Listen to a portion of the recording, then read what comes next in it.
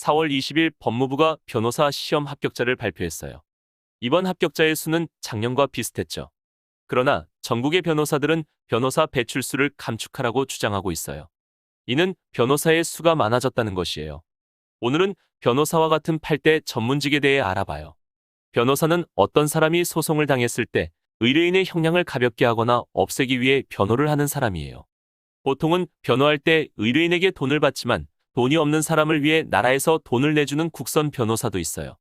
변호사가 되기 위해서는 대학 졸업 후 LET 시험을 쳐서 법학전문대학원에 진학해야 해요. 이후 3년간 공부하고 매년 1월에 실시되는 변호사 시험에서 합격해야 하죠. 다만 변호사 시험은 꼭 5년 안에 합격해야 해요. 변리사란 특허나 상표 등에 관련된 일을 하는 사람이에요. 변리사는 문과보단 이과 전문직에 속하는데 과학 기술에 대한 지식이 요구되기 때문이에요.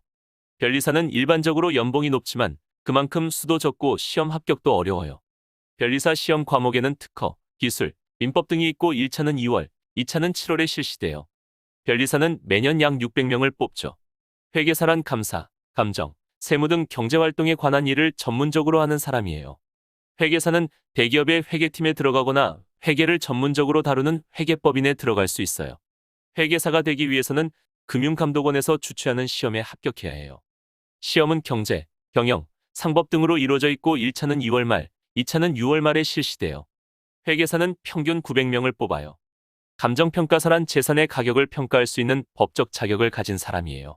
토지나 건물 등은 가격이 명확하지 않은데 이에 대한 가격, 가치 등을 평가하죠.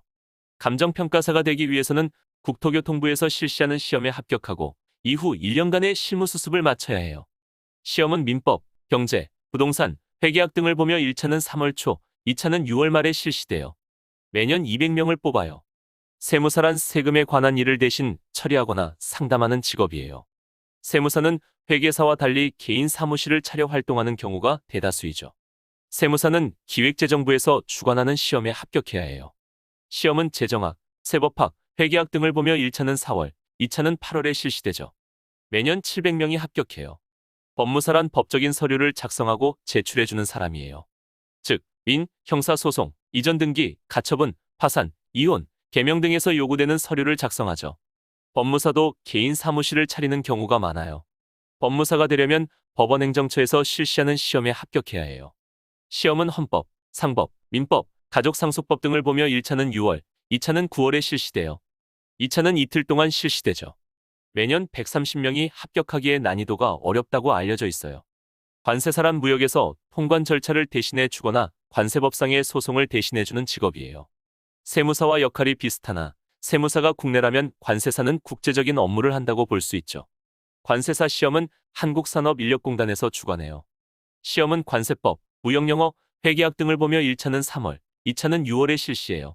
매년 90명을 뽑아요. 노무사는 노동법률, 경영자문, 노사관계 등 광범위한 노동 지식을 제공하는 직업이에요. 대부분 노무법인에 들어가서 일을 하죠. 노무사 실험은 한국산업인력공단에서 주관해요. 노동법, 민법, 사회보장법 등을 보며 1차는 4월, 2차는 8월에 이 일을 걸쳐 실시해요. 매년 300명이 합격하죠.